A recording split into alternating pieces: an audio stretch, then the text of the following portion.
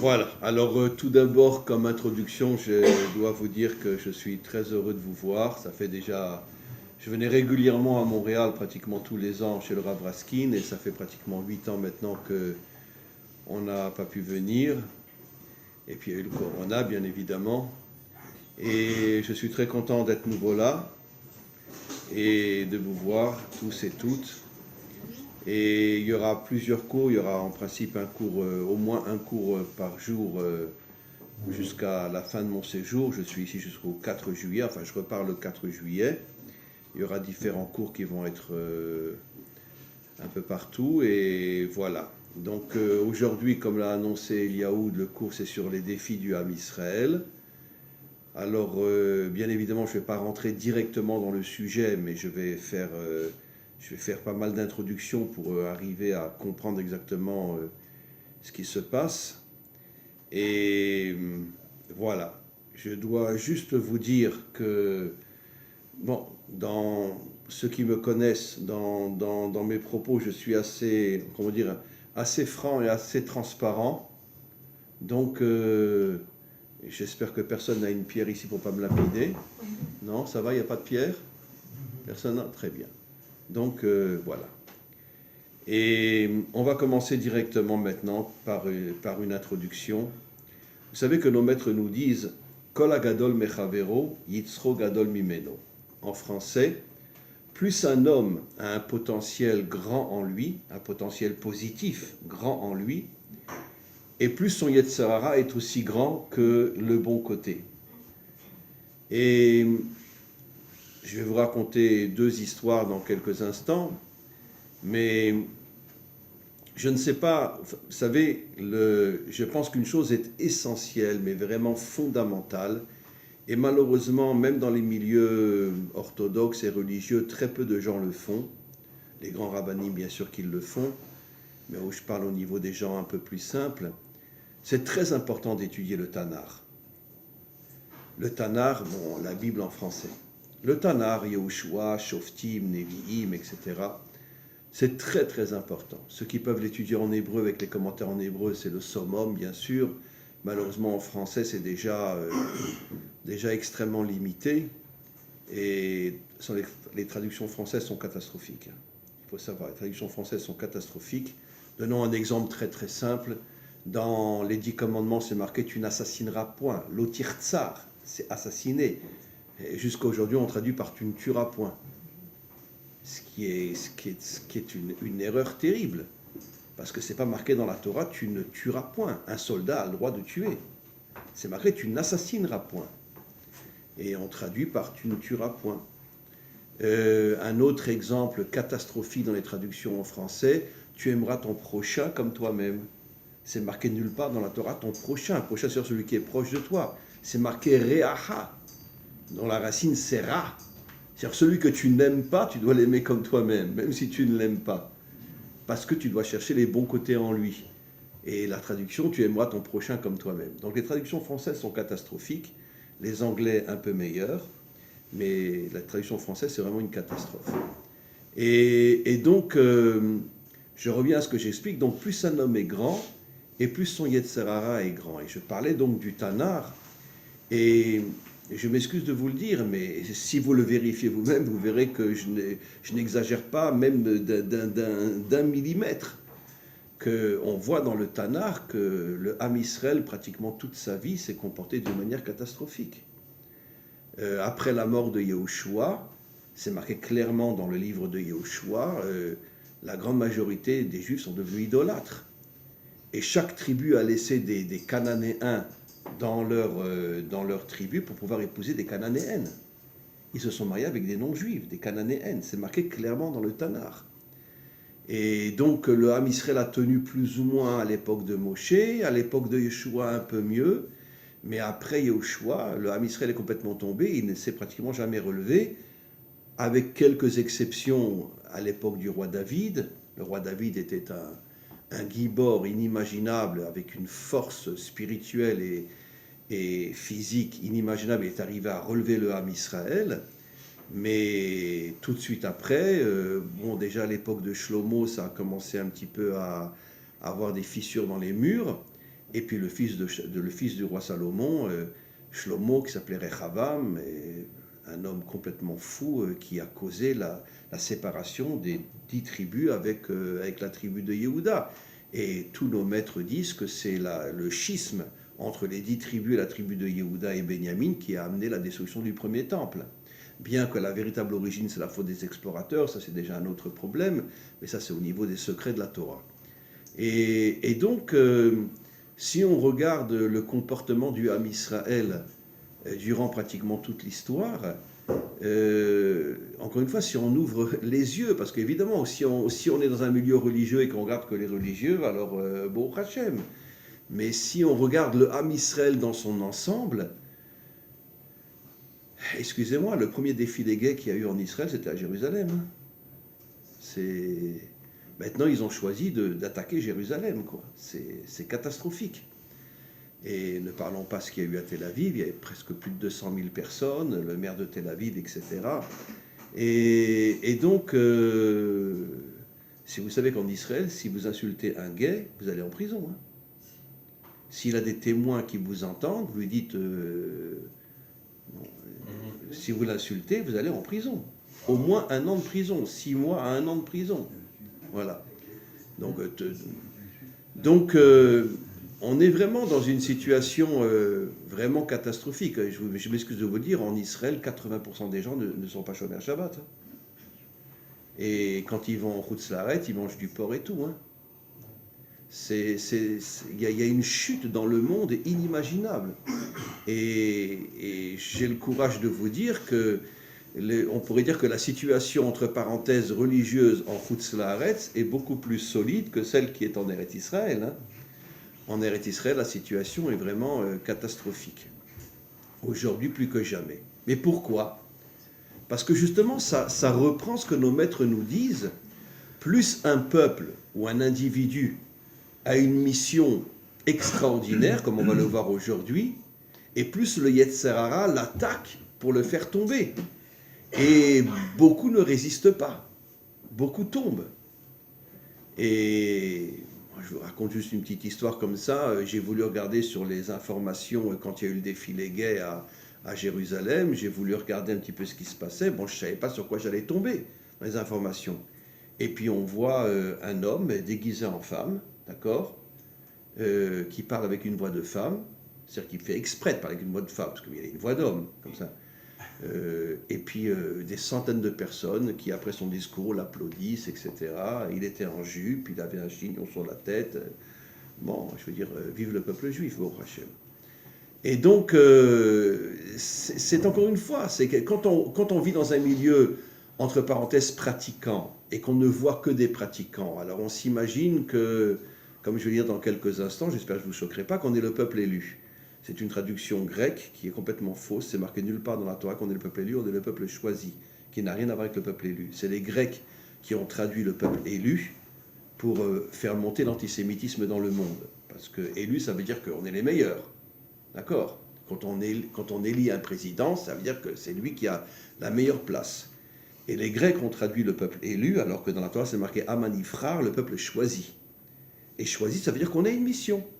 On a une mission, on a été choisi pour une certaine mission dont on va parler aujourd'hui, mais c'est marqué nulle part dans la Torah qu'on est le peuple élu. Et aujourd'hui, des centaines de rabbinim continuent à dire qu'on est le peuple élu, alors que c'est marqué nulle part dans la Torah. Vous ne trouverez nulle part dans la Torah le mot élu. C'est marqué Amanifrar, le peuple choisi.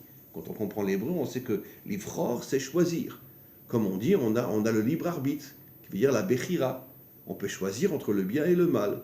Mais ça ne veut pas dire qu'on est le peuple élu. Et c'est les Grecs, encore une fois, qui ont traduit « élu » pour faire monter l'antisémitisme dans le monde, pour dire pour qui ils se prennent les Juifs, etc. Mais encore une fois, si vous regardez le Tanakh, vous verrez que, je suis désolé de vous le dire, et vous le verrez vous-même, moi je ne dis pas un mot de travers, que toute l'histoire du Ham Israël jusqu'à la destruction du premier temple et deuxième temple, c'est une histoire qui n'est pas extraordinaire. Le premier roi qui a ramené l'idolâtrie dans le peuple juif, bien que l'idolâtrie existait avant, mais plus sur le plan individuel, mais le premier dirigeant qui a ramené l'idolâtrie dans le Ham Israël, c'était Jéroboam. Jéroboam, regardez dans le Tanakh, avant de devenir le roi des 10 tribus, était le plus grand sadique de sa génération. Un sadique authentique, c'était le plus grand maître de sa génération. le Talmud dit qu'il était comparé à un palmier, et tous les autres maîtres de sa génération étaient comme des herbes qui poussent 10 cm, alors que lui, il était immense. Il est devenu le roi des 10 tribus, la séparation entre Rechavam et Jéroboam. Jéroboam était la tribu de Yosef, Rechavam était bien sûr la tribu de Yehuda. Encore une fois, la marloquette entre Yosef et Yehuda, qui a commencé déjà dans la Torah. Et une fois qu'il est devenu roi, il est devenu l'une des plus grandes crapules de notre histoire. Un assassin inimaginable, il faisait assassiner, il avait mis des soldats sur toute la frontière qui séparait le temple, le Beth Amikdash. Voilà. Il interdisait aux familles d'aller au Beth Amikdash. Et si des familles étaient chopées pour aller au Beth Amikdash, il faisait assassiner hommes, femmes, enfants, nourrissons, etc. En plus, c'est lui qui a ramené les deux veaux d'or dans les 10 tribus. Une dans la tribu de Dan et une à Bethel, dans la tribu de Benjamin. Et tous ceux qui ne faisaient pas l'idolâtrie étaient condamnés à mort. Ça veut dire qu'à cette époque-là, il y avait peut-être 40-50 millions de juifs. N'oublions pas qu'on se mariait très jeune, la polygamie était permise, donc un homme se mariait avec 4-5 femmes, chacun avait en moyenne 20-30 gosses, d'accord? Et déjà à l'époque du deuxième temple, le Talmud dit qu'il y avait plus de 50 millions de juifs en Eretz Israël, à l'époque du deuxième temple. Et alors que dans le deuxième temple, on sait que 2% sont revenus en Israël, 98% sont restés en Perse, d'accord? Ils ne sont pas revenus en Israël. Seulement 2% sont revenus en Israël, à l'époque de Ezra. Mais à l'époque où tous les Juifs étaient sur leur terre, avant la destruction du premier temple, il y avait peut-être 60-70 millions de Juifs. Le Tanakh dit clairement que seulement 7000 Juifs ont risqué leur vie pour ne pas se prosterner devant l'idolâtrie. 7000 sur 50 millions, ou 60 millions. Vous imaginez 7000 Juifs qui ont refusé de se prosterner devant l'idolâtrie, c'est marqué dans le Tanakh explicitement. Et donc, le Tanakh n'hésite pas à nous raconter vraiment des choses terribles. Mais pourquoi? Alors, je regarde le bon côté des choses, parce que plus un peuple a une mission fabuleuse, comme on va l'expliquer aujourd'hui, et plus d'un autre côté, il a un Yetzer Hara inimaginable qui peut le faire tomber. Et je vais raconter 2 histoires qui sont dans le Talmud. Il y a, je ne me rappelle plus les noms de ces 2 grands maîtres, mais l'histoire, vous pourrez la marquer dans Google et vous verrez le nom aussi. Il y avait un maître immense, c'est 2 maîtres immenses dans le Talmud, à l'époque de Rabbi Akiva, etc. Et il y en a un qu'une femme lui a envoyé un chalia pour lui dire qu'elle voulait le rencontrer, parce qu'elle voulait lui parler de choses très importantes. C'était pour le piéger, bien évidemment. Et il a été dans son appartement, il a laissé la porte ouverte, etc., comme c'est pour pas qu'il y ait de yichoud. Et puis, elle lui a fait comprendre qu'elle le voulait, parce que c'était un très très bel homme. Et il a failli craquer. Il a failli tomber. Comment il s'est sauvé? Elle avait allumé un four dans lequel elle avait mis du pain, d'accord? Et ben, il a ouvert le four, il a mis ses 2 jambes dans le four, il s'est brûlé les 2 jambes, il est devenu paralysé pour ne pas aller avec elle. D'accord? Ça veut dire que, je sais pas, normalement, soi-disant un vrai rave, il lui dit, va te faire voir. Ben non, il s'est brûlé les 2 jambes pour ne pas tomber avec elle.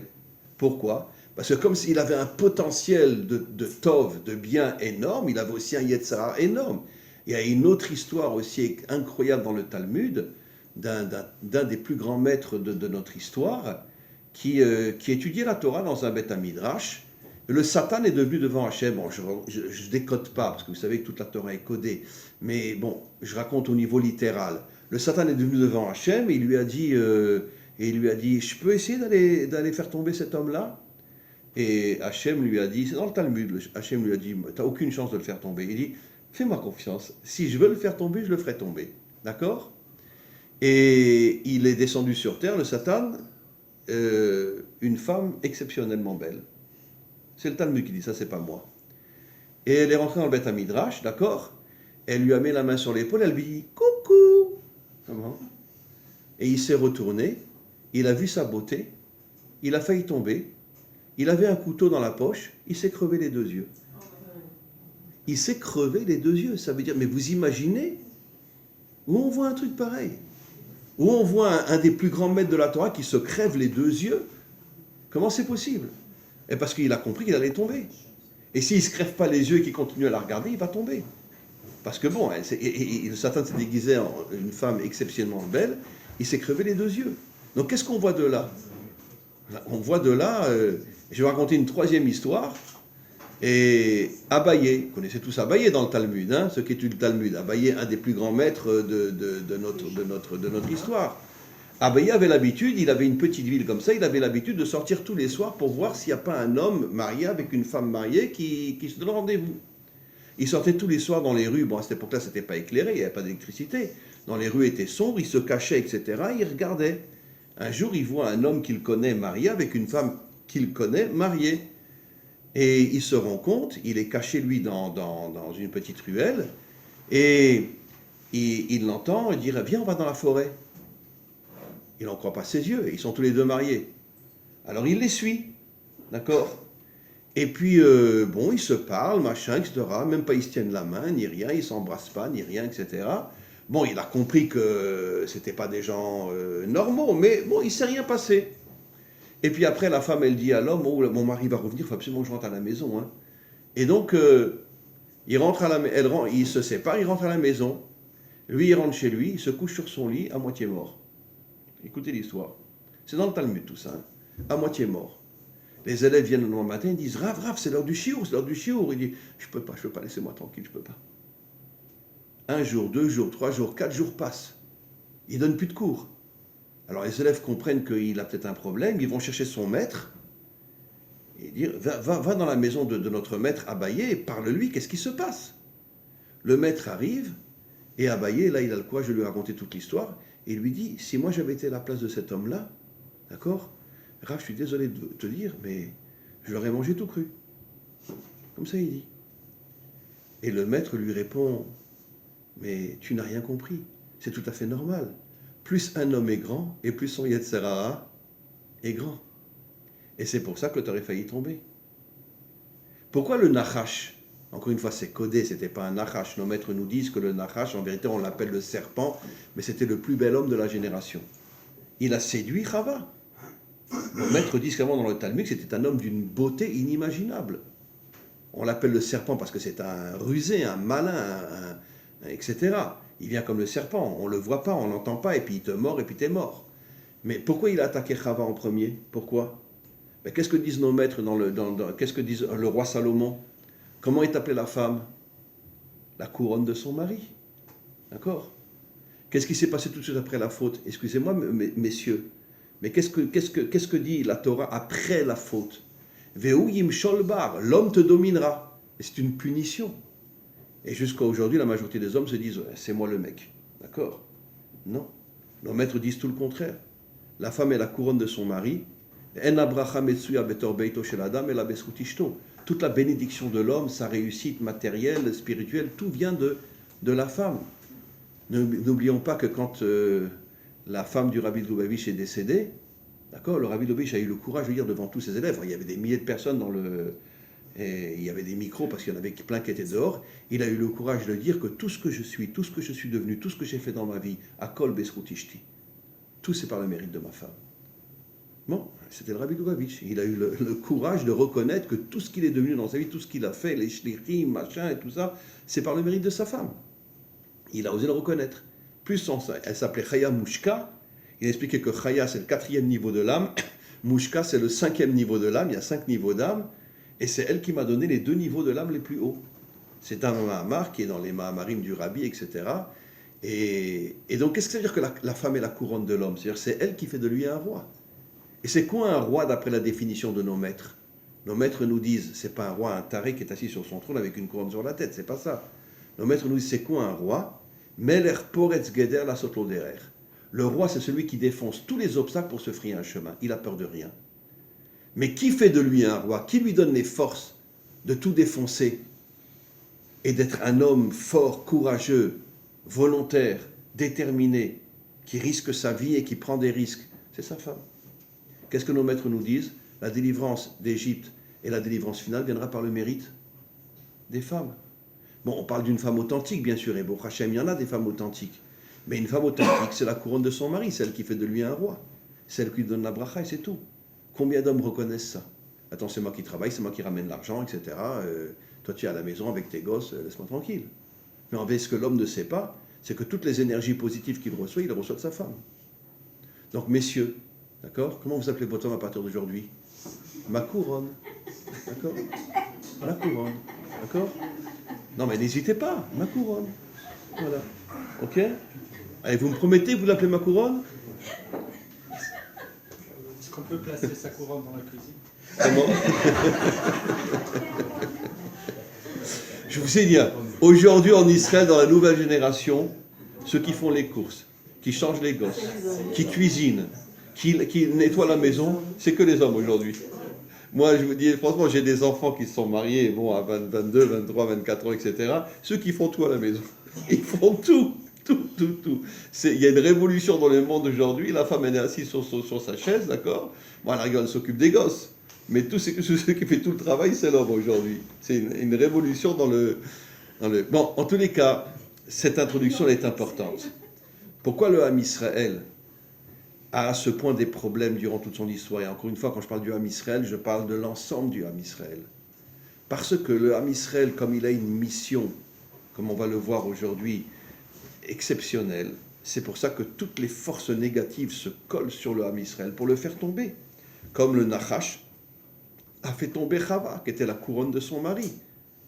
Et ils se sont séparés après pendant 130 ans. 130 ans, ils ont été séparés. Jusqu'à ce qu'après, ils se remettent ensemble et ils ont mis Chet au monde. Mais 130 ans, ils étaient séparés. Et ils ne se voyaient plus. Et encore une fois, on voit que, en vérité, que, je m'excuse de le dire, mais dans son essence, la femme est beaucoup plus grande que l'homme. C'est pas moi qui le dis, c'est nos maîtres.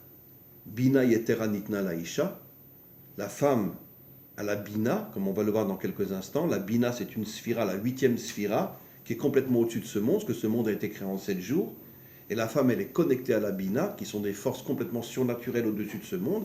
Et nos maîtres nous disent clairement que la femme a plus de bina que l'homme. Donc elle est capable d'envoyer des forces surnaturelles à son mari.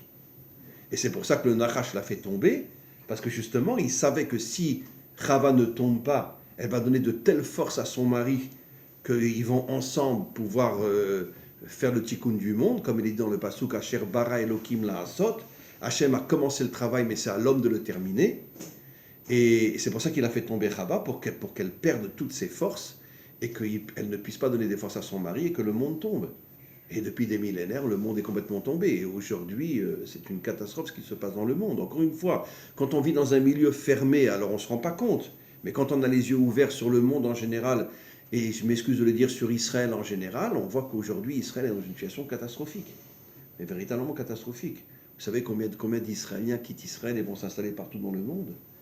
Où c'est qu'il y a le plus d'Israéliens dans le monde aujourd'hui? Vous savez où? Non, ça c'est plus en tant que vacances. Mais installés, New York. c'est à Berlin.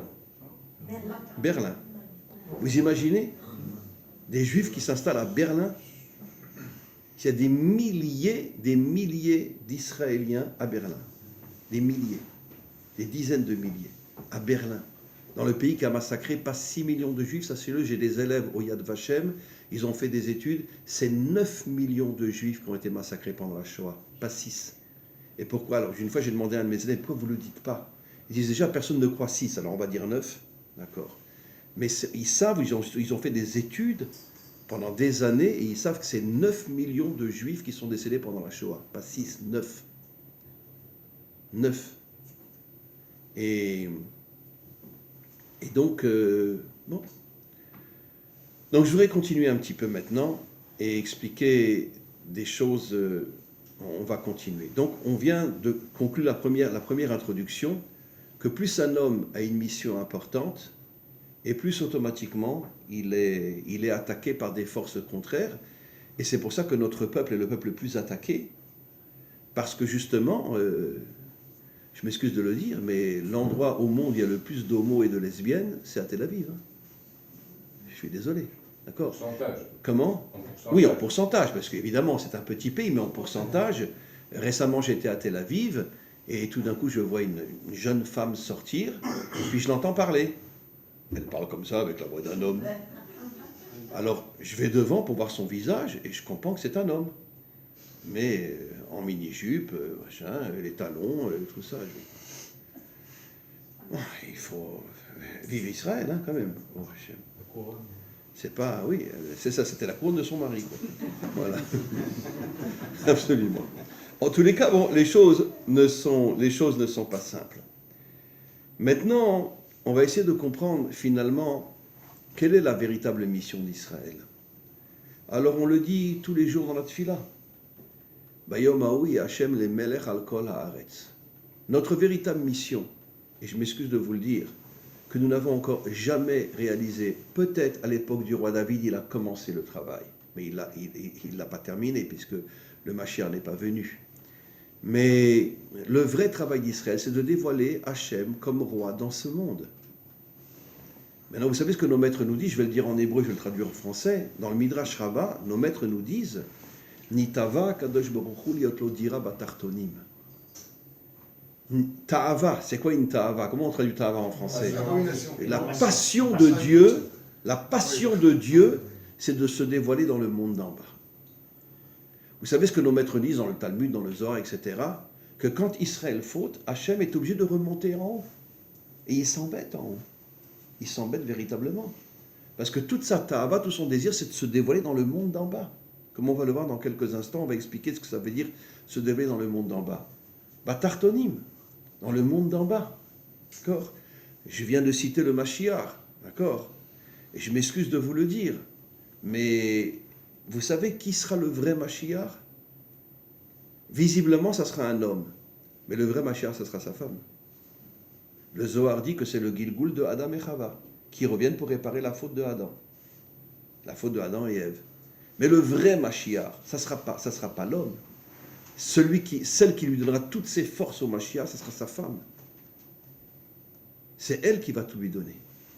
Et lui, il va se servir des forces de sa femme pour être, on pourrait dire d'une manière visible, celui qui agit. Mais comme le Rabbi l'a expliqué, tout ce que je suis, tout ce que je suis devenu, tout ce que je fais, c'est par le mérite de ma femme. Et l'homme a du mal à reconnaître ça. Et le vrai Mashiach, en vérité, ça sera sa femme. Vous comprenez maintenant pourquoi le Mashiach, l'homme, lui, sera sur un âne? Parce que sa femme, elle sera dans une Rolls-Royce. Vous comprenez? Évidemment. Lui sera sur un âne, elle dans la Rolls-Royce. Pourquoi? Ben, c'est normal, toutes les forces lui arrivent sur 2 mois. Ah, c'est normal, je suis dans une Rolls-Royce. Et donc, voilà, c'est comme ça. En tous les cas, revenons maintenant à ce que j'explique. C'est que, en vérité, la véritable mission du Ham Israël, c'est de dévoiler Hachem comme roi de ce monde. Ça veut dire quoi, roi de ce monde?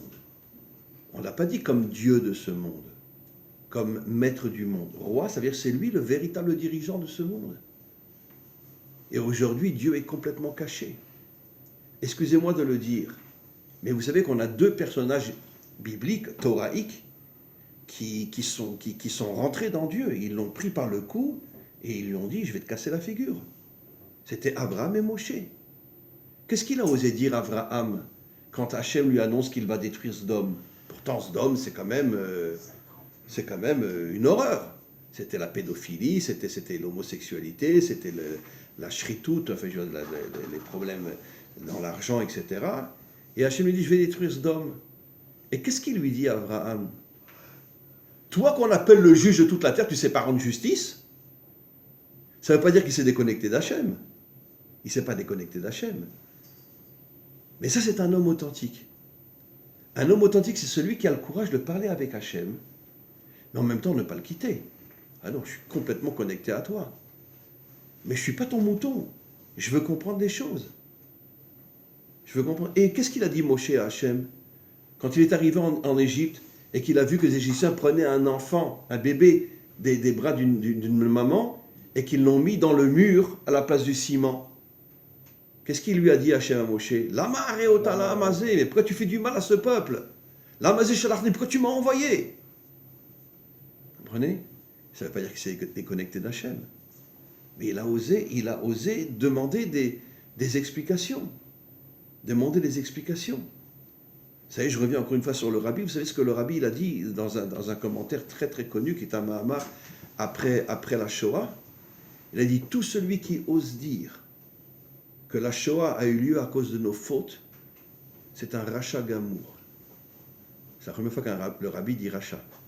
Un rachat gamour. Il dit, nous ne pouvons pas comprendre ce qui s'est passé avant la Shoah. Ça ne peut pas être la conséquence des fautes d'Israël. Parce que c'est tellement, tellement incompréhensible ce qui s'est passé. Oui. C'est pas écrit dans la paracha Bechokotai, si on ne sert pas Hachem dans la joie, que toutes ces malédictions qu'on retrouve dans la Shoah vont se passer? D'une certaine manière, oui, mais le rabbi explique dans ce Mahamar que même les malédictions dont on parle dans la Torah n'ont rien à voir avec la Shoah. N'ont rien à voir avec la Shoah. Et je m'excuse de le dire, mais vous imaginez ce qui s'est passé dans les camps de concentration? Vous savez combien d'enfants ont été torturés à mort, découpés en morceaux par Mengele, etc. Le fameux chirurgien d'Auschwitz. D'accord? Vous savez que chaque femme qui arrivait avec un nourrisson devant les chambres à gaz, les nazis venaient, prenaient le nourrisson et le jetaient vivant dans les fours crématoires. Des dizaines, des centaines de milliers d'enfants étaient pris des mains de leur mère pour s'amuser. Et ils les jetaient dans les fours crématoires. Des enfants qui étaient brûlés vifs. Vous comprenez? Donc, on peut comprendre. Vous connaissez tous l'histoire de Elie Wiesel, qui après a fait une grande teshuva. Elie Wiesel, c'était un chassid. Il est arrivé à Auschwitz avec des papillotes. Et il était dans une cabane d'enfants, enfin dans un truc d'enfants. Et il raconte dans un livre que tous les jours, les nazis rentraient, ils prenaient 3-4 enfants au hasard, ils sortaient tous les enfants et ils les pendaient devant tout le monde. Voilà, comme ça, pour s'amuser. Et il écrit dans son livre, j'ai vu Dieu pendu à Auschwitz. Ça veut dire, c'est un remès pour dire, pour moi, Dieu n'existe plus. Pourtant, c'était un enfant chassid quand il est arrivé à Auschwitz. Bon, après, il a fait une grande teshuva, Baruch Hashem, il est revenu à la kashrut, au Shabbat, etc. Mais pendant des années, il ne pouvait plus. Il ne pouvait plus, après ce qu'il avait vu. Il ne pouvait plus. Et attention, je le respecte, je comprends. Quand tu as vécu Auschwitz, quand tu as vécu Treblinka, quand tu as vécu les camps de concentration, comment tu peux rester... Bon, tu peux rester croyant, c'est vrai. Mais comment tu peux rester croyant? Ça veut dire rien que la Shoah, ce qui nous est arrivé, c'est des choses inimaginables. Et c'est pour ça que le rabbi dit, celui qui ose dire que c'est à cause de nos fautes, lui le dit. Bon, on peut ne pas être d'accord avec lui, mais il dit, c'est un rachat gamour. Ça n'a rien à voir avec nos fautes. Évidemment qu'on faute. Évidemment qu'à cette époque-là, il y avait beaucoup de juifs assimilés. Mais il dit, ça ne peut pas être à cause de nos fautes. C'est disproportionné par rapport à ce qui s'est passé. C'est des tortures inimaginables. On ne peut même pas imaginer comment les gens étaient torturés dans les camps de concentration, etc. Mais on ne peut même pas imaginer. Et donc, notre but, encore une fois, c'est de dévoiler Hachem comme roi dans ce monde. Et maintenant, je vais expliquer un peu plus profondément qu'est-ce que ça veut dire Hachem est roi dans ce monde. Vous savez que Yaakov a épousé 2 femmes. Bon, il en avait 4, mais je parle surtout des deux essentielles, qui sont Rachel et Léa. Comme c'est marqué dans la Torah, sa véritable femme, c'était Rachel, la seule qui est appelée Eshet Yaakov. Mais en vérité, son intention était d'abord d'épouser Rachel, et après d'épouser Léa. Et maintenant, voilà ce que le Zohar dit. Rachel représente la Malchut, c'est-à-dire le monde d'en bas. La Malchut, c'est le monde d'en bas. C'est une sphira, comme on sait, il y a 10 sphirotes. La Malchut est la dernière sphira qui représente le monde d'en bas, le monde matériel. La Bina est la 8e sphira du bas vers le haut. Le monde a été créé en 7 jours. Donc la Bina, Léa, représente le monde d'en haut, c'est-à-dire des forces surnaturelles. Et tout le projet de Yaakov était d'abord d'épouser, d'après le Zohar, Rachel. Ça veut dire pour bien faire comprendre que c'est sa véritable femme et que tout le travail de l'homme, c'est de dévoiler Hachem dans le monde d'en bas. Donc j'épouse d'abord Rachel et après j'épouserai Léa parce que Léa contient des forces surnaturelles pour que Léa puisse envoyer les forces dans le monde d'en bas pour qu'il y ait une connexion entre le monde d'en bas et le monde d'en haut, des connexions on pourrait dire même surnaturelles qui vont nous permettre à nous de pouvoir amener la délivrance finale. D'accord? Et je m'excuse de le dire, mais vous savez, il y a une chanson en hébreu extraordinaire qui parle sur le Mashiach. C'est un chanteur laïque qui chante, mais la chanson est extraordinaire en hébreu. Et puis dans la chanson, il dit, même pas il téléphone. Pour nous dire qu'il est là, quoi. Et téléphone. Afilou lo metalfen. Comme ça, il dit. Et donc, il téléphone pas. Et on voit un message, un WhatsApp, je sais pas quoi, dit Nutella, non, rien du tout, même pas de téléphone, rien. Comment? Mashiach Loba, ouais, c'est sûr, son Mashiach Loba. Voilà, exactement, Mashiach Loba, Afilou lo metalfen. Même pas il téléphone. Mais bon, c'est une blague, mais enfin pour nous faire comprendre que où est le Mashiach? Où est le Mashiach? Et Et encore une fois, donc, on nous dit que le Mashiach s'appelle Ish Tzemar ou Mitartav Yitzmar. C'est un verset explicite que beaucoup de gens ne racontent pas. Je suis désolé de vous le dire, mais aujourd'hui, on voit toujours le Mashiach, c'est un homme d'en haut, un rabbi, un tzaddik, etc. Mais la Torah dit tout le contraire. Le Mashiach, il va pousser de tout en bas. Mitartav, c'est-à-dire dans dessous de la terre, il va pousser. Après, il va monter. Tsemar, ça veut dire comme une plante qui monte, qui monte, qui monte. Mais c'est un homme qui va venir du peuple. Un homme qui va venir de tout en bas. Voilà. Donnez l'exemple David Améler. D'où il vient David Améler? Vous savez que jusqu'à ce qu'il soit nommé futur roi d'Israël par Shmuel, vous savez que toute sa famille le considérait comme un mamzer. Parce qu'il y avait une histoire avec parce que bon, il ne savait pas, bon, très très rapidement, parce que Yishai n'arrivait pas à marier ses enfants. Parce qu'à l'époque de Yishai, d'accord, le Sanhédrin faisait partie de ceux qui pensaient que Ruth ne pouvait pas se convertir. Ni les hommes de Moab, ni les femmes. Et donc il n'arrivait pas à marier ses enfants. Il avait déjà 7 enfants. Alors il a dit à sa femme, écoute, on ne va pas divorcer, d'accord, c'est dans le Tanar, le Malbim explique ça, on va, d'accord, mais on se sépare, jusqu'à ce que peut-être il y ait un nouveau Sanhédrin qui acceptera que Ruth était juive, et pouvait se convertir, et nos enfants pourraient les marier. Et donc ils n'ont pas divorcé, mais ils sont séparés. Il était un homme qui était aisé, il lui a construit une maison, etc., à Bethléem, donc, et voilà. Eh bien, excusez-moi de le dire, Yishai, qui avait 600 000 élèves, 600 000 élèves, dit le Talmud, c'était un des plus grands maîtres de son époque, il y a eu un moment où il ne pouvait plus tenir. Il a appelé sa servante, lui, tu viens chez moi ce soir. Voilà. Yishai, tu viens chez moi ce soir. Elle, c'était la grande copine de sa femme. Elle a couru chez sa femme et lui a dit, tu sais ce que ton mari m'a demandé? De venir chez lui dans sa chambre ce soir? Je peux pas, viens-toi à ma place. Et puis même si c'était un homme qui est tombé, puisqu'il demandait à une servante de venir dans sa chambre, malgré tout, il était très de sa noix, donc la lumière fermée, etc. Et donc, il n'a pas vu qui est rentré dans sa chambre. D'accord? Et il s'est uni avec sa femme en pensant que c'était la servante. Et puis, 3 mois plus tard, elle a un gros ventre. Il la voit, il lui dit, mais dis-moi, tu m'as trompé, on n'est pas divorcés. Donc, ton fils, c'est un mamzer. Et puis, elle n'a rien osé dire, parce qu'elle avait honte de dire, oui, mais t'as appelé la servante, hein, je suis venu à sa place. Bon, pourquoi elle n'a rien dit? En vérité, j'en sais rien. Mais elle ne lui a pas dit. Et jusqu'à ce que Shmuel couronne David comme roi, Yishai avait pris sa femme et son fils, il les avait jetés de Bethléem, ils étaient sur une montagne, dans une petite cabane, etc. Et tout le monde pensait que David était un mamzer. Donc même David, il vient de tout en bas.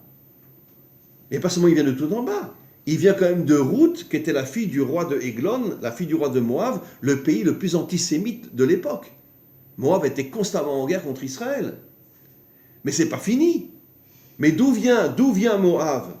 D'un inceste entre Lot et ses filles. Donc d'où vient toute la lignée du Mashiach? Eh bien, l'inceste, l'antisémitisme, David considéré comme un mamzer, c'est de là que vient le Mashiach. C'est pour ça qu'il y a des Israéliens à Berlin, alors. Comment? C'est pour ça qu'il y a des Israéliens à Berlin. Peut-être. Peut-être que le Mashiach va sortir de Berlin, peut-être, voilà.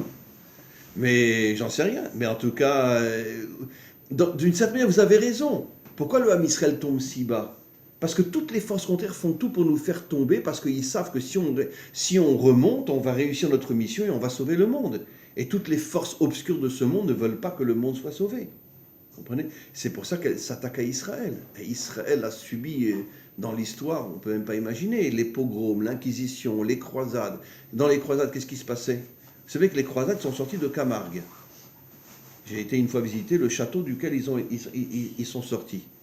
Mais au lieu de partir de Camargue, qui est tout près de Marseille, de prendre le bateau et d'aller en Israël, ils ont décidé de remonter jusqu'au nord. Pourquoi?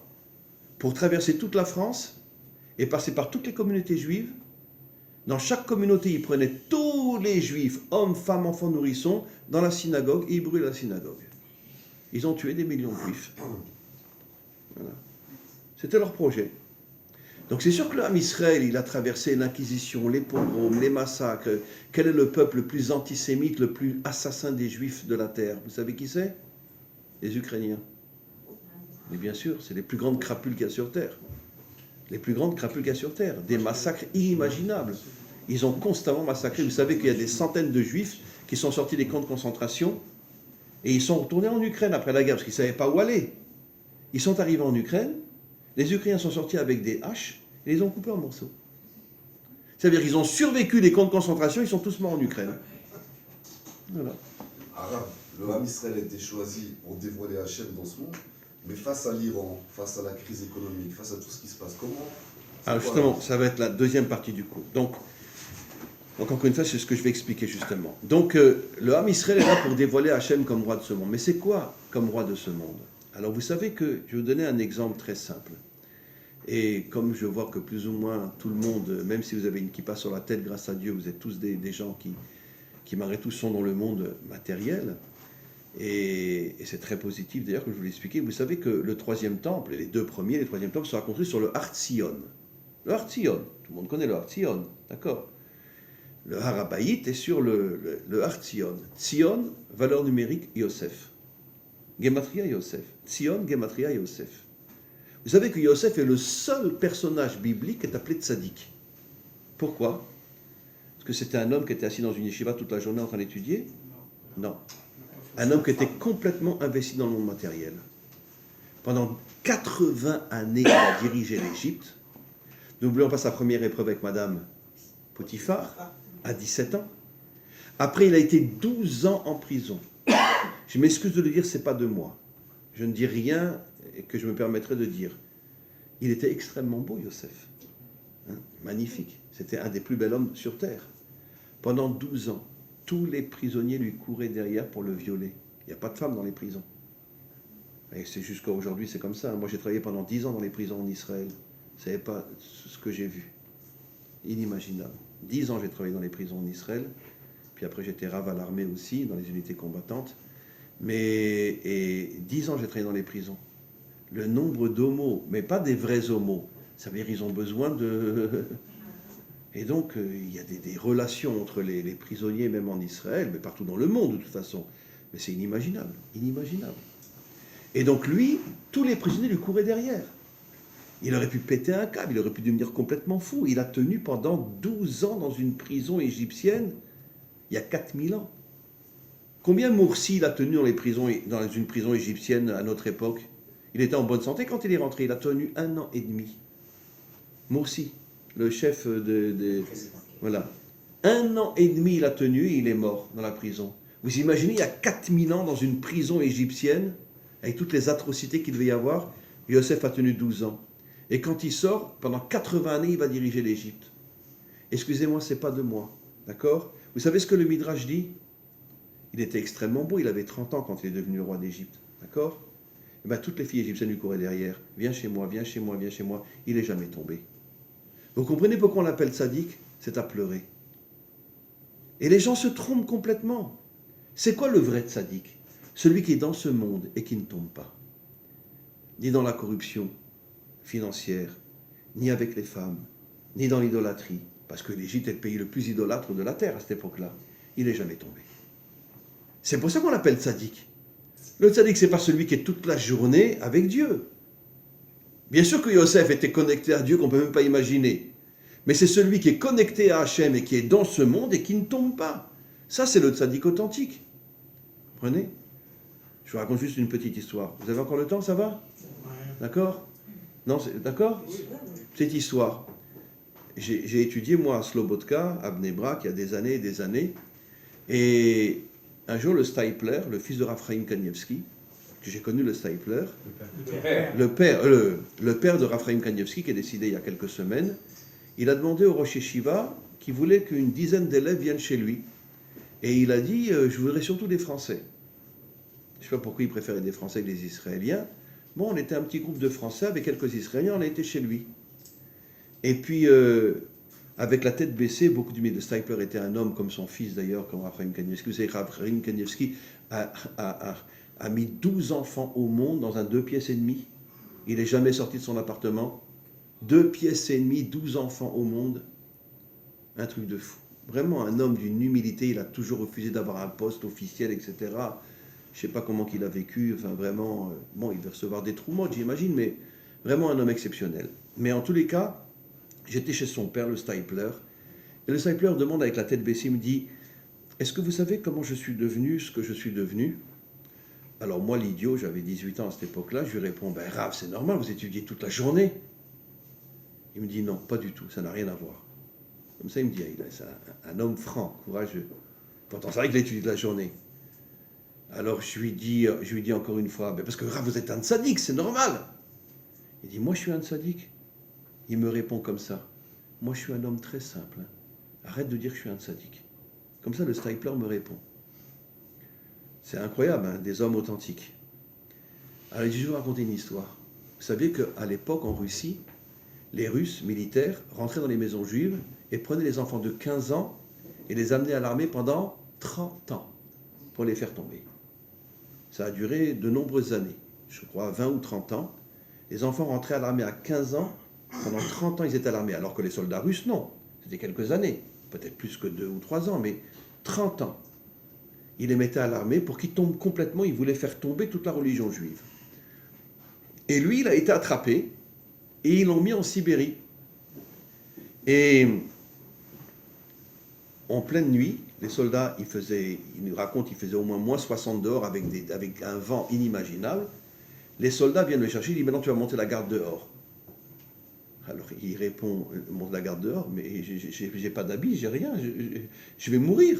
Il dit, t'inquiète pas, il y a un manteau de fourrure là-bas. D'accord? C'était un Shabbat, j'ai oublié de dire c'était un Shabbat. Il arrive là-bas, et il voit le manteau de fourrure pendu à la branche d'un arbre. Et vous connaissez la halakha?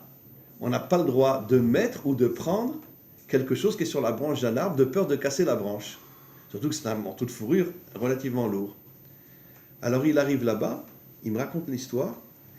Enfin, on était une dizaine chez lui. Et il nous dit, bon, ben, je veux dire, il s'est dit, au début il voulait le prendre parce que Piko en effet je l'aurais tacole. La vie repousse même le Shabbat. C'est une halakha explicite. Si tu as peur de mourir, tu as le droit de profaner Shabbat, évidemment. Une femme enceinte, elle prend la voiture, elle va accoucher le Shabbat. Et donc, il s'est dit, bon, je vais tenir quelques secondes. Au bout de quelques secondes, il nous raconte, je vais tenir encore quelques secondes. Il a tenu 2 heures à -60 avec des vents impossibles, sans manteau de fourrure, sans rien. Il a tenu 2 heures. Et à ce moment-là, c'était pas moi, mais quelqu'un lui a demandé, mais Rav, enfin Rabbi, comment vous avez tenu pendant 2 heures à -60 en Sibérie? Il a dit comme ça, je vais vous expliquer, tout ce que je suis devenu, c'est grâce à cette histoire-là. Pourquoi? Quand Hachem, il a vu que je ne voulais pas céder et que j'étais prêt à risquer ma vie pour ne pas prendre ce manteau, à partir de ce moment-là, Hachem m'a aidé et c'est comme ça que je suis devenu ce que je suis devenu. Qu'est-ce que ça montre? C'était un gibor, un homme fort, courageux. Et voilà, il nous a révélé que ce qu'il est devenu, le Stipler, c'est parce qu'il y a eu cette histoire-là. Alors évidemment qu'il étudie toute la journée. Et c'est pas ça qui l'a amené à devenir un gadolador, c'est cette histoire-là. Donc, quelque chose d'absolument incroyable. Alors maintenant, je reviens à ce que j'explique. Yosef est le seul qui est appelé tzaddik parce que c'est le seul qui était complètement engagé dans ce monde et qui n'est jamais tombé. Comme dit Rashi, Yosef n'est jamais tombé. Et pourtant, tout le monde lui courait derrière. Ne parlons pas de toute la corruption qu'il y avait dans la direction d'Égypte, toutes les idoles qu'il y avait là-bas, il n'est jamais tombé.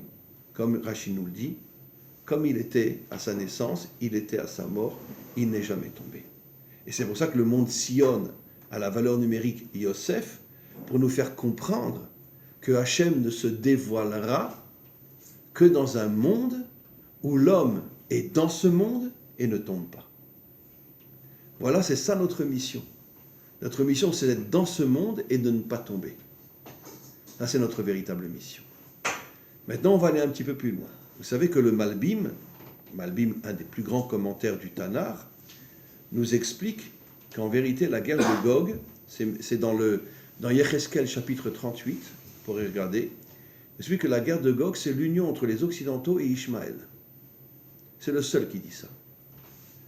Et l'union entre les Occidentaux et Ishmaël. J'ouvre une parenthèse, d'accord? Quels sont les dirigeants les plus crapuleux de l'histoire? Je regarde juste si vous n'avez pas de pierre. Non, très bien, ok. Quels sont les dirigeants les plus crapuleux de l'histoire? Je ne parle pas des peuples. Quand moi je parle des crapuleries, je parle des dirigeants. Les peuples n'ont rien à voir. Les dirigeants américains, c'est les plus grandes crapules de l'histoire.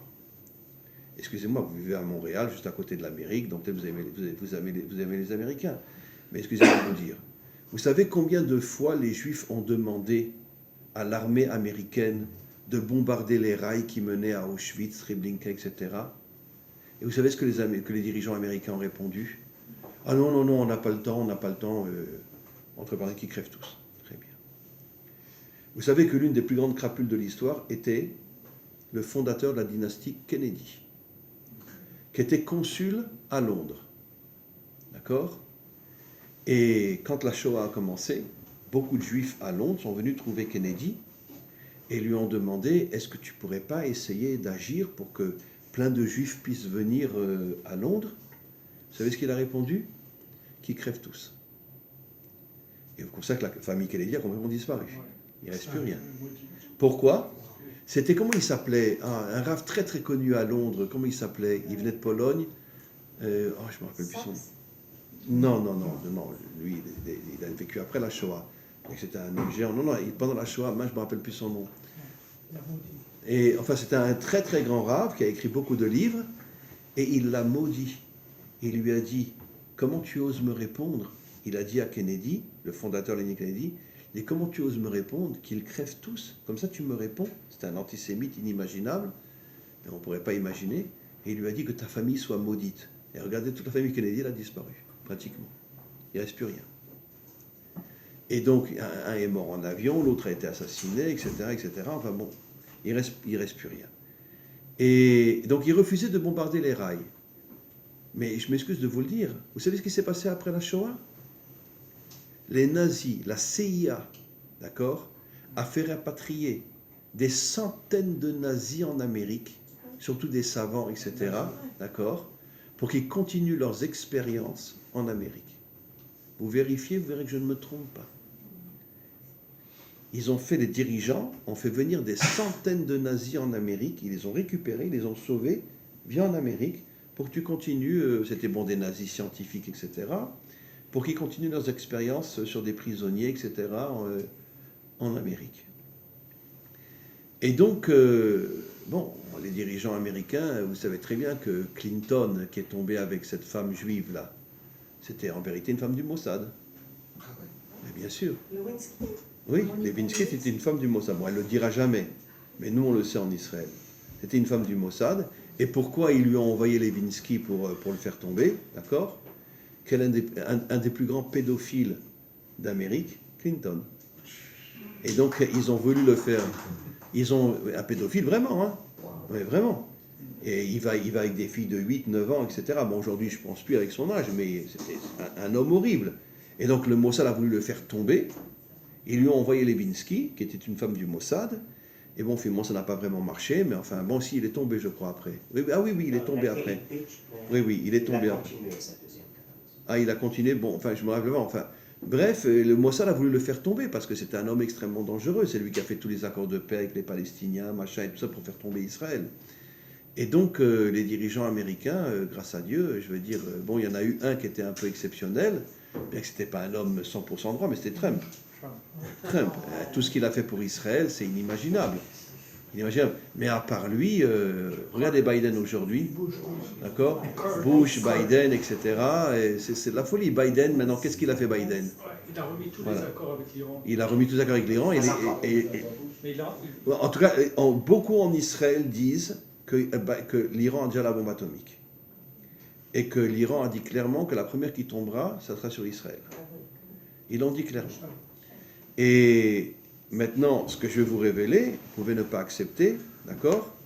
Mais je veux juste vous dire que, bon, moi j'ai des élèves qui sont au Shabak, les services secrets israéliens, il y a le Mossad et le Shabak, et j'ai des élèves du Shabak qui m'ont révélé que toute la guerre entre la Russie et l'Ukraine, c'est un coup monté par Biden, d'accord, pour que les gens se détournent là-bas et ne regardent pas tout ce qui fait sous la table avec l'Iran. Voilà. Et donc comment? Il est tellement Il endormi. n'est pas très brillant en ce moment du tout, il est plutôt endormi. Ah oui, mais en tout cas...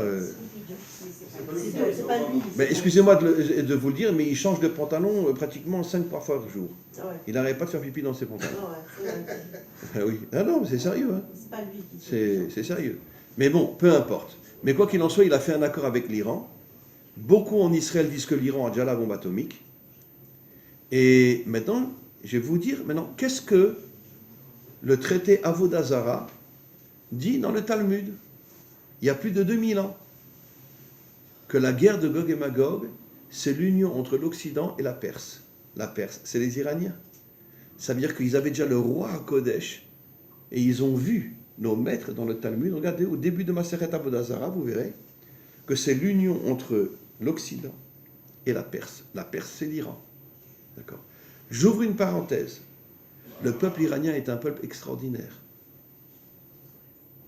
Vous savez qu'ils sont dirigés en vérité par des tyrans qui sont les chiites. Mais vous savez où le Mossad a le plus d'agents iraniens qui aident le Mossad à faire tomber le gouvernement? C'est les Iraniens. On ne peut même pas compter le nombre d'Iraniens qui sont récemment... 2 grands chefs ont été assassinés, ou 3, ce sont par des Iraniens. C'est qui travaillent avec le Mossad. Ils ont été assassinés. Et bon, est-ce que ça servira? Ça servira, je ne sais rien. Mais en tous les cas, les Iraniens travaillent énormément avec le Mossad. Et parce qu'ils veulent faire tomber le gouvernement. C'est des fous furieux. Comme à l'époque de Mordechai et d'Esther. Ils agissaient comme ça. Exactement. Esther, c'était le sol, elle est rentrée à l'intérieur. Absolument, exactement. Comme Esther qui a manipulé son mari Achashverosh pour faire pendre Aman. Ben, c'est exactement ce que les Iraniens font d'une certaine manière. Il y a énormément d'Iraniens.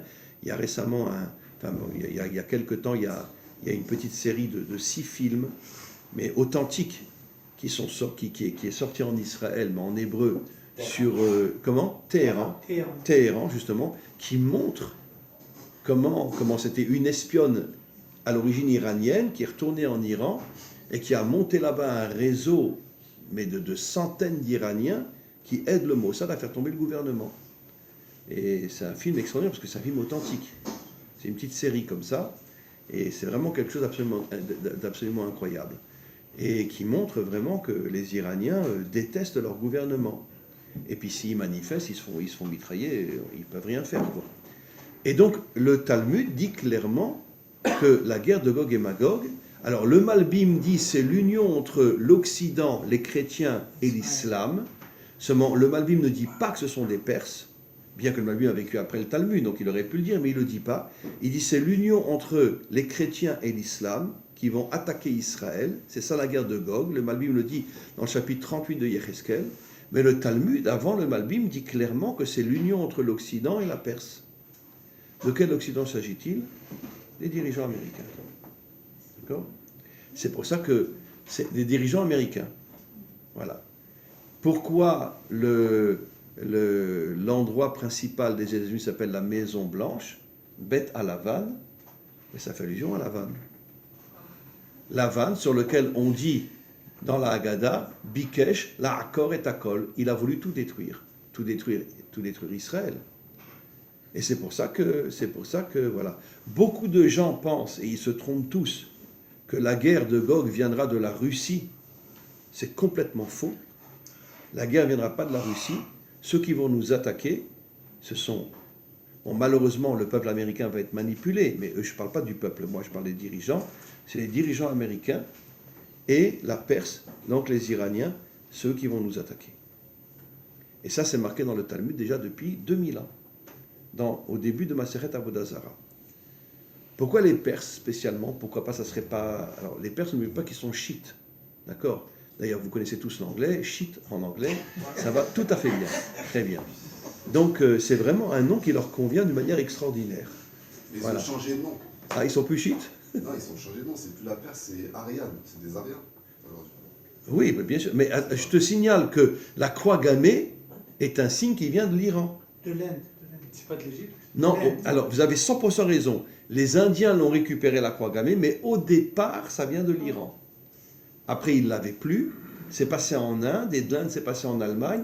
Mais à l'origine, la croix gammée, c'est... Maintenant, qu'est-ce que c'est une croix gammée? Eh bien, c'est tout simplement un Magen David cassé. Ben, regardez la croix gammée. Vous prenez les morceaux qui sont horizontales, vous les unissez, ça fait un Magen David. Oui, la croix gammée, c'est un Magen David cassé. Regardez, vous verrez. Mettez une croix gammée et vous verrez que si vous réunissez les morceaux qui sont des deux côtés de l'horizontale, vous les réunissez, ça fait un Magen David. Et donc, l'origine de la croix gammée, c'est les Perses, Assuérus, Aman, qui détestaient les Juifs. Et ils ont voulu casser le Magen David et ils ont fait la croix gammée. Après, c'est parti en Inde, ça n'avait rien à voir avec nous. Et puis après, c'est parti en Allemagne. Sauf que les Allemands, ils n'ont pas fait une croix gammée droite, ils l'ont fait de travers. Mais malgré tout, ça reste un Magen David cassé. Et donc, il faut comprendre que les chiites, vous savez qu'il y a une fête tous les ans, une fête chiite, on la voit sur YouTube, d'accord ? Avec des couteaux, avec des trucs, ils se lacèrent, même leurs enfants. On voit dans YouTube, tu as un gosse de 3-4 ans, le père il prend le couteau et il le fait saigner à mort.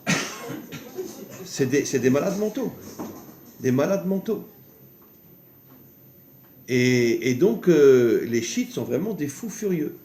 Et les chiites, on le sait, ils sont prêts à perdre 2/3 de leur population pour détruire Israël. Ils s'en fichent complètement. C'est pas assez. Je dirais pas que les sunnites sont beaucoup meilleurs, mais en tout cas, les sunnites n'ont rien à voir avec les chiites. Par contre, Voilà. Comment ? Au temps du Shah d'Iran, ils étaient très pro-israéliens. Voilà.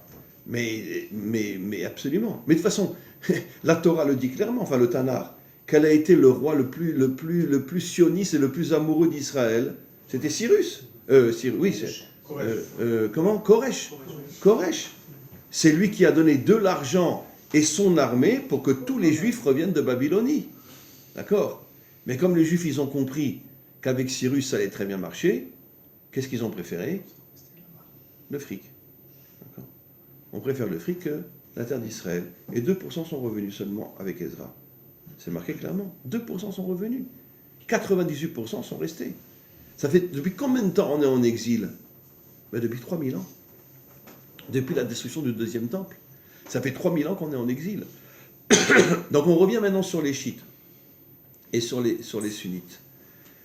Et je vais raconter une histoire. Bon, je m'excuse de le dire. Je m'excuse parce que bon, ça fait un petit peu prétentieux, etc. Mais je suis suivi sur mes cours sur beaucoup de musulmans. J'ai un site, ravdinovich.tv, j'ai un site. Je suis suivi par beaucoup de musulmans. Et surtout en France. Mais même en Israël. C'est que je donne des cours en hébreu aussi, ça fait 30 ans que je suis en Israël. Donc je donne aussi des cours en hébreu. Je suis en hébreu suivi par des Jordaniens qui m'envoient des emails, qui comprennent l'hébreu, qui parlent l'hébreu, qui m'envoient des emails, etc. Rav, machin, etc. Enfin, bon, je n'ose pas dire ce qu'ils me disent, mais des Jordaniens qui suivent mes cours en hébreu. Mais en français, je suis suivi aussi par beaucoup de musulmans. Et surtout à Marseille, parce qu'à Marseille, je veux dire, le premier qui me trouve un français, il a gagné. Donc, à Marseille, bon, Hachem, c'est que des musulmans. Et je vous raconte une petite histoire comme ça, je vais vous raconter 2 histoires. Une fois, donc, juste avant jusqu'au Corona, je donnais pratiquement tous les ans un séminaire à Marseille, sur le bord de mer, dans un hôtel comme ça, il y avait beaucoup de monde qui venait. Et puis, une fois, un vendredi, juste avant Shabbat, j'avais décidé de me promener sur le bord de mer. Enfin, pas sur la plage, le sable, sur le bord de mer, sur la route, quoi. Et, parce que c'est très, très beau. Et puis, je marche, et puis je vois une voiture passer devant moi. Je vois une voiture passer. Et puis, bon, la première fois, j'ai pas... Voilà. Puis après, elle repasse 3-4 fois. Je crois que c'est 3 ou 4 fois. Puis après, il s'arrête. Et puis, il ouvre la fenêtre. Je vois que c'est un musulman. Et il me dit, vous êtes le Ravdinovich ? Alors, je dis, oui. Il me dit, vous savez que je suis vos cours, hein ? Et puis il me dit comme ça, il dit, attention, hein, moi je suis un vrai musulman, moi c'est le Coran, hein. Et il me dit, mais vous savez, depuis que je suis vos cours, vous ne savez pas combien j'aime la Torah. Comme ça il me dit. Mais je vous raconte une histoire parmi des centaines. Récemment, j'étais à Paris au mois de décembre, pareil, un musulman aussi. Il me regarde. Je lui dis, mais pourquoi tu me regardes comme ça ? Il me dit, vous êtes le Ravdinovich. Il me dit, moi je suis musulman, hein. Attention, hein, moi c'est le Coran, hein. Mais il s'est levé, il m'a serré dans ses bras.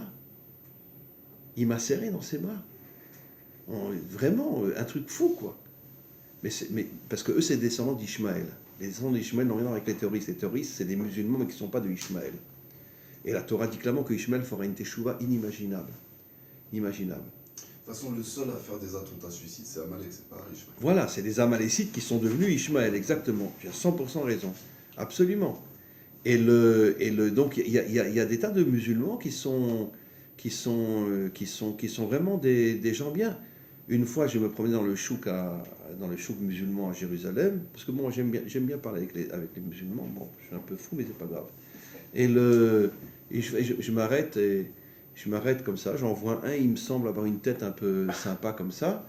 Alors, il parle hébreu couramment, les musulmans à Jérusalem. Et je lui dis, tu sais qu'on est des cousins tous les deux?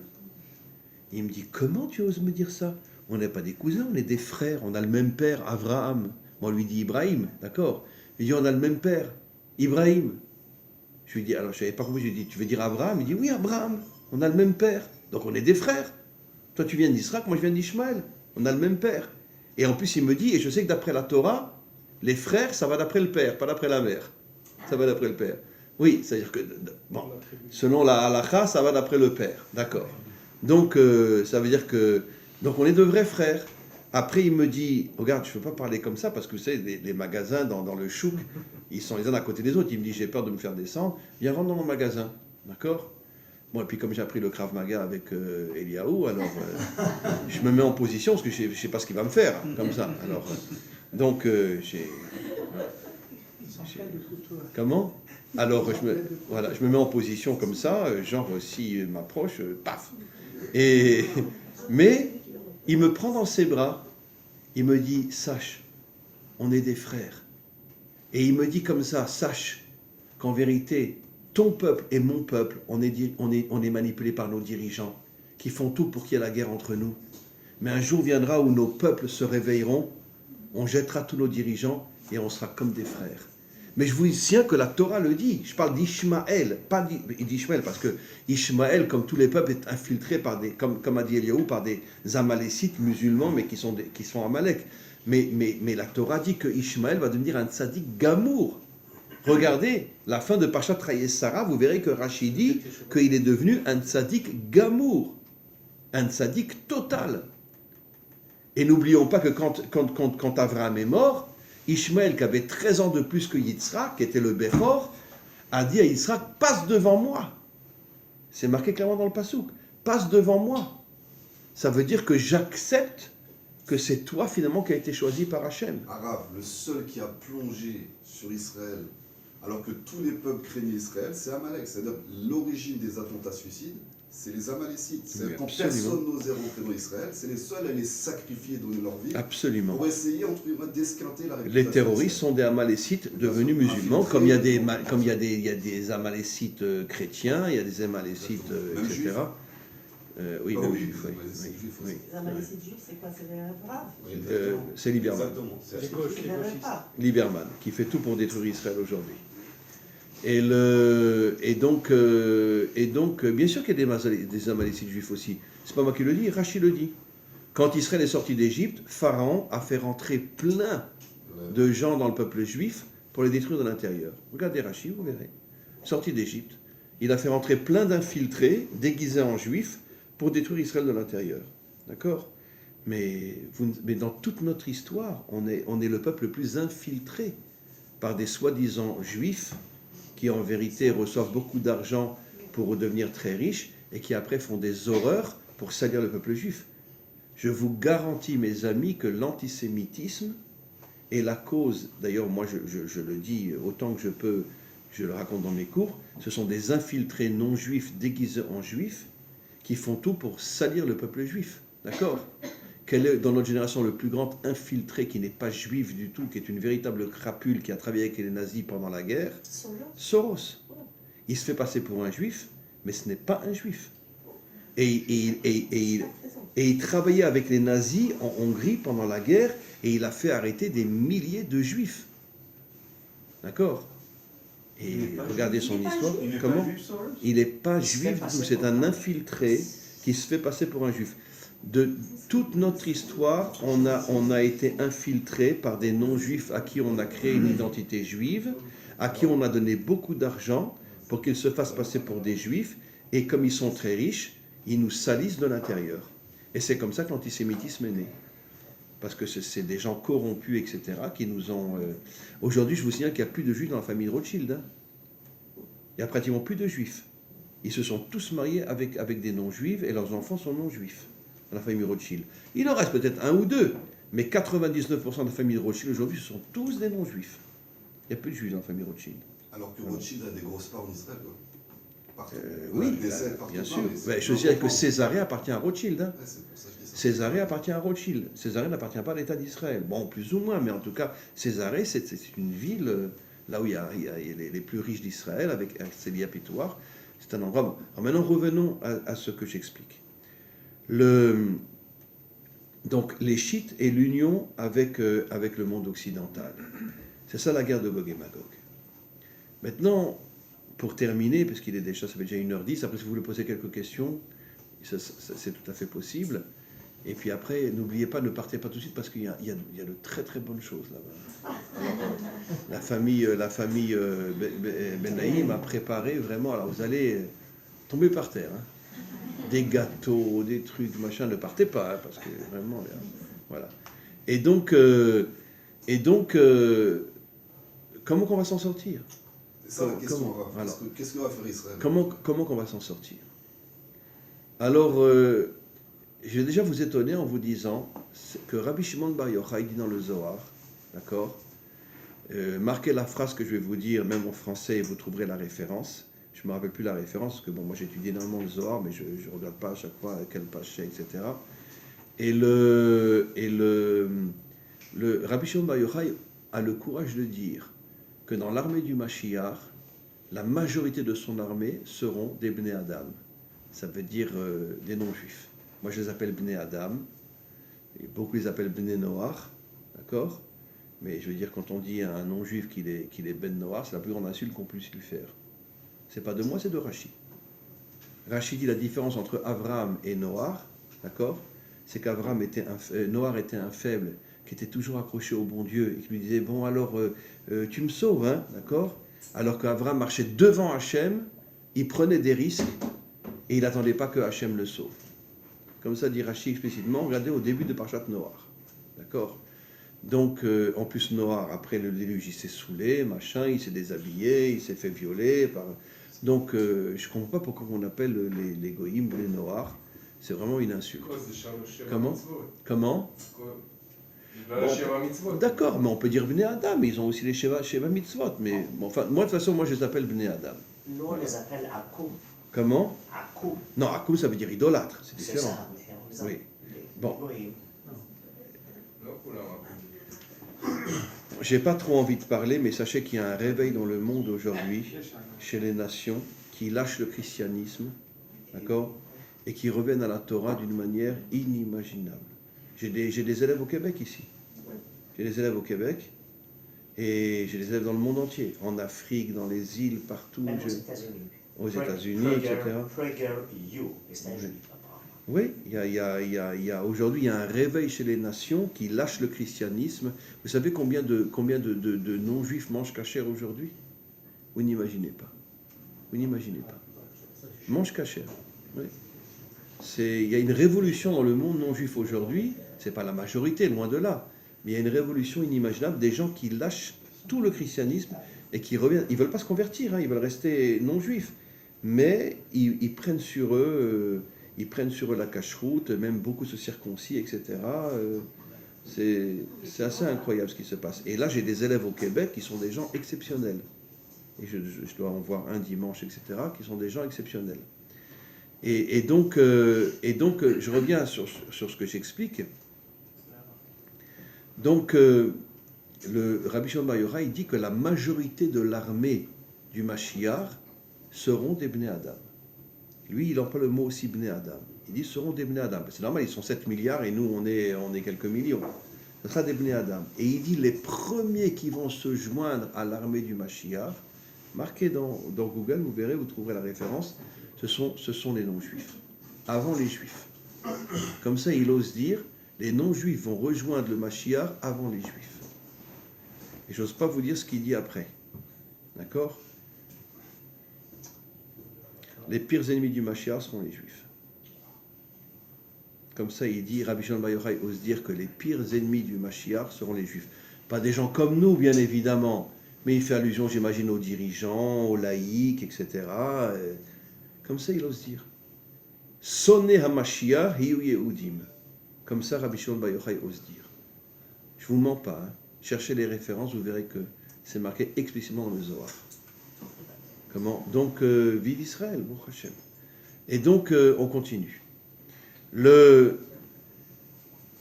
Alors maintenant, pour conclure, parce qu'il est déjà trop tard, je ne veux pas trop non plus vous garder comme ça, mais comment qu'on va se réveiller? Alors, c'est ce que je dis souvent dans mes cours, surtout ces derniers temps, je parle beaucoup de ça. Il faut, mes amis, et je sais que le dire, c'est facile, mais le faire, c'est plus difficile. Vous savez qu'il y a une différence énorme dans la création, que toute la création a été créée avec la parole.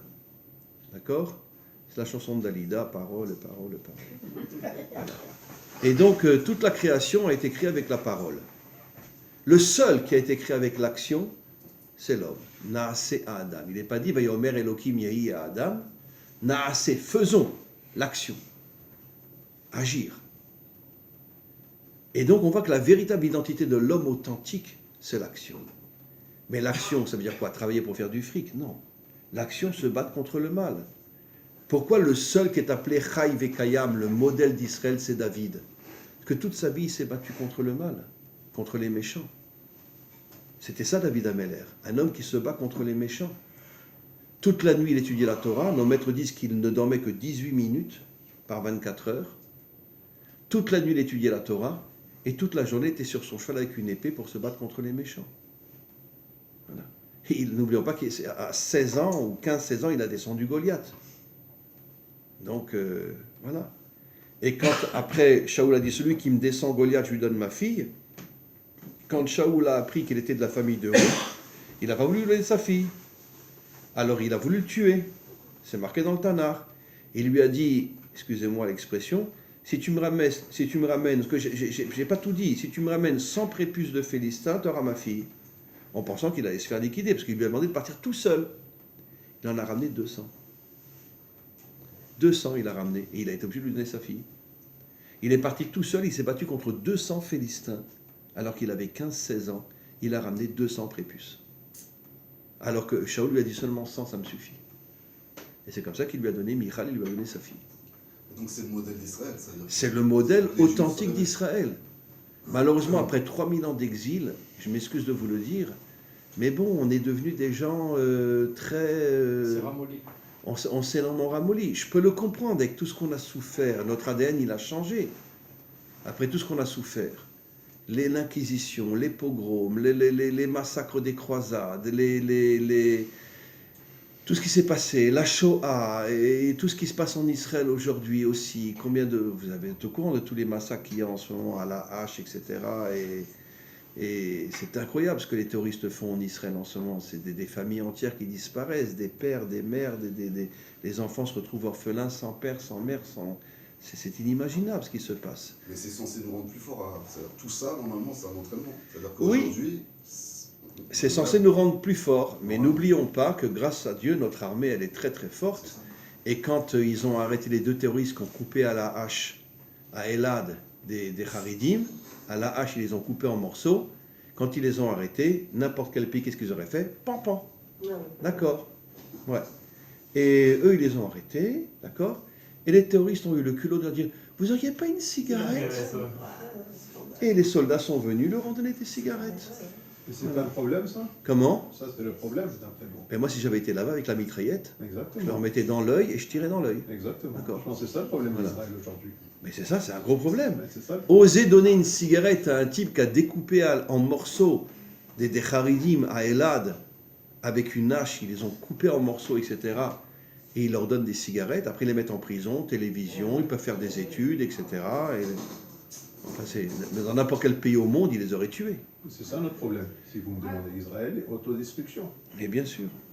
Bien sûr. Il y a un gros problème. Donc je conclurai en disant, le message que je veux vous transmettre, mes amis, c'est que, d'ailleurs c'est ce qu'on a l'intention de faire, Eliaou et moi, on a l'intention de monter un centre à Jérusalem, Bezrat Hashem, un centre qui sera à la fois Torah et arts martiaux, etc. Pas dans le sens de casser la figure à quelqu'un, mais dans le sens de retrouver des forces, de retrouver... Vous savez que le Rav Kook dit, dans le livre Orot HaTshuva, d'accord, le Rav Kook dit, d'accord, bon, pas forcément tout le monde aime le Rav Kook, mais moi je le considère comme un des plus grands de toutes les générations, enfin, moi, Baruch Hashem, je respecte tous les tzadikim, que ce soit Rabbi Nachman de Breslev, ou le Rabbi Lubavitch, ou le Rav Kook, et quantité d'autres, le Gaon de Vilna, etc.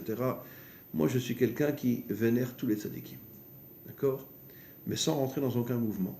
Ça veut dire que je suis accroché aux tzadikim, mais je ne rentre pas dans un mouvement, parce que je ne veux pas m'enfermer dans une prison.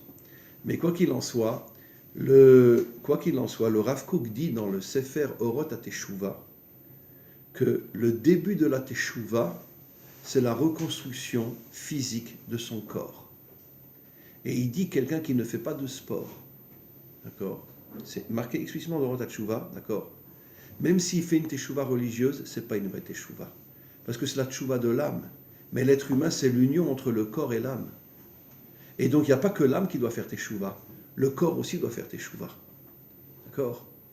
Je terminerai juste par une histoire comme ça. Quand j'étais à Marseille, une fois, on est parti comme ça, c'était un séminaire, on est parti à Cassis, c'est juste à côté de... C'est magnifique, Cassis. Hein. La Provence, c'est beau, hein, c'est magnifique. Allez en Provence, vous allez... On est parti à Cassis, c'est un petit village sur une plage extraordinaire comme ça. Et puis on est avec des amis comme ça, qui habitent eux à Aubagne, à côté de Marseille. Et puis tout d'un coup, on voit une voiture qui arrive très très vite, d'accord, et qui tout d'un coup s'arrête. Et je vois sortir un musulman de la voiture. Alors, comme j'ai appris le Krav Maga avec Eliaou, d'accord, je me mets en position, gentiment comme ça, qui ne voit pas, je me mets en position, je veux dire, s'il approche, je le descends, comme ça. Et puis il voit que je me suis mis en position, il me dit, Rav, non, ne vous inquiétez pas, je ne veux pas vous faire du mal, j'écoute vos cours, je veux vous embrasser. Un musulman. Comment? Et il vient, il me serre dans ses bras, il dit, j'écoute vos cours, etc. Et je veux dire, on voit qu'il y a un réveil dans le monde absolument incroyable. Quand je parle des musulmans, je parle de Ishmaël. Hein. Je ne parle pas comme a dit Eliaou, de manière tellement juste, amalécites déguisés en musulmans. Et on voit qu'il y a un réveil partout dans le monde. Et je vous garantis, au niveau ce que moi j'appelle Bnei Adam, vous ne pouvez pas imaginer le nombre de catholiques ou de protestants ou d'évangéliques qui lâchent le christianisme et qui aujourd'hui ne veulent qu'une seule chose, la Torah, la Torah, la Torah, la Torah. Beaucoup de gens ne le savent pas. Moi, je le sais parce que je les ai, ces élèves-là. Là, je reviens d'un séminaire que j'ai fait en France à Lille, c'était que des Bnei Adam. Et des gens exceptionnels. Il y a un réveil dans le monde absolument incroyable. Ils ont un amour d'Israël, mais qu'on ne peut pas imaginer. Et ils ne parlent que de Torah. Que de Torah. Donc, on voit qu'on approche vraiment vers la délivrance. Et encore une fois, pour conclure, notre travail à nous, mes amis, d'accord, c'est de comprendre, comme le dit le Talmud, qu'en vérité, Hachem, et si vous regardez le Tanakh, vous le verrez, Hachem n'aide que ceux qui sont courageux, qui sont forts, et qui ont le courage de prendre des risques pour se battre contre tout le mal qu'il y a dans le monde. Et ces gens-là, Hachem les aide. Et c'est le cours, c'était les grands défis d'Israël. Le grand défi d'Israël, c'est qu'on retrouve notre identité, qu'on reconstruise notre ADN, qu'on redevienne un peuple fort, un peuple courageux, comme à l'époque du roi David, qu'on parte en guerre contre tout le mal qu'il y a dans ce monde. Et à ce moment-là, Hachem dévoilera le Mashiach, et Hachem s'accrochera à nous, comme vous le regardez dans le Sefer Yeshua, etc. Vous verrez que Hachem, excusez-moi de vous le dire, ne s'unit véritablement qu'à quelqu'un qui est à la fois un homme de Torah authentique, un homme de mitzvot authentique, mais en même temps un combattant extraordinaire. C'est ce qu'enseigne le Rambam. Voilà. Le Rambam enseigne qu'on est parti en exil du fait qu'on a oublié l'art du combat. Exactement. Le Rambam, qui est un médecin. Et je vous signalerai, d'accord, j'étais pendant quelques années, j'étais rave à l'armée aussi, enfin jusqu'au Corona, dans les unités combattantes. Vous n'imaginez pas le nombre d'enfants charidim qui s'engagent à l'armée en Israël aujourd'hui. Des milliers. Et moi, j'étais rave dans les unités combattantes charidites à l'armée. Dans les unités combattantes, Givati, parachutiste, commando, etc. Et j'étais rave là-bas. Et attention, il reste hyper charidim. D'accord? Et au tout début, quand j'ai commencé à donner des cours à l'armée, j'ai dit la bêtise de ma vie, et vraiment après je m'arrête, et pendant le cours, je leur dis comme ça, vraiment l'idiot du service, bon c'est moi, et je leur dis, bon vous êtes venus à l'armée pourquoi? Parce qu'après vous voulez, j'imagine, faire des études, travailler, gagner de l'argent, parce qu'aujourd'hui, quelqu'un qui est dans un collège, il meurt de faim. Bon, aujourd'hui, toutes les femmes charidites, elles travaillent dans l'informatique. Mais beaucoup encore sont au collège, je parle de la génération ancienne, hein. Ils ne gagnent rien, hein. Ils gagnent peut-être 1000 shekels par mois, et rien. Un loyer à Bnei Brak, c'est au moins 4 ou 5 000 shekels par mois, surtout si tu as 7 ou 8 enfants. Et donc, la femme travaille dans l'informatique, bon, ils arrivent plus ou moins à s'en sortir. Mais je leur dis, donc vous êtes venus, vous, parce que vous avez compris que vous avez besoin d'argent pour vivre. Il y en a un qui se lève, avec tout le respect, me dit, Rav, pourquoi vous nous insultez? Non, on n'est pas venu pour gagner de l'argent, après pour faire des études. On est venu, et il avait des papillotes et tout. Hein. Il m'a dit, nous, on aime notre peuple, et on est prêt à risquer notre vie pour le défendre. Et bien, je vous garantis, je me suis mis à pleurer pendant le cours, j'ai demandé pardon, et je me suis mis à pleurer quand j'ai entendu une phrase, parce que moi, je suis très sensible. Quand on me dit quelque chose de émette, je me mets à pleurer. Et je me suis mis à pleurer, j'ai demandé pardon. Le type avec des papillotes et tout. Hein. Et vous savez quels sont les charidim les plus nombreux à l'armée aujourd'hui? Les Chabad. Chabad, mais attention, des fils de Shlichim, de Dayanim, de Rosh Yeshivot, etc., qui sont extrêmement charidim. Mais ils rentrent dans l'armée. Et je ne vous dis pas les muscles comme ça, hein, comme Eliaou. Et pourtant, les Israéliens leur donnent Comment? Et pourtant, les Israéliens leur donnent une très mauvaise presse. Personne n'en parle. Personne. Tout le monde le cache en Israël. Alors qu'ils sont des milliers d'enfants charidim. Au début, les parents étaient contre. Mais après, aujourd'hui, les parents, ils ne sont plus contre leurs enfants. Pourquoi? Parce qu'ils ont compris, parce qu'ils avaient peur qu'ils s'assimilent, qu'ils deviennent chilonim. Et ils ont compris que les enfants restaient charidim. De vrais charidim. Mais il faut voir la force physique qu'ils ont. Et des combattants dans les unités d'élite. Vous comprenez?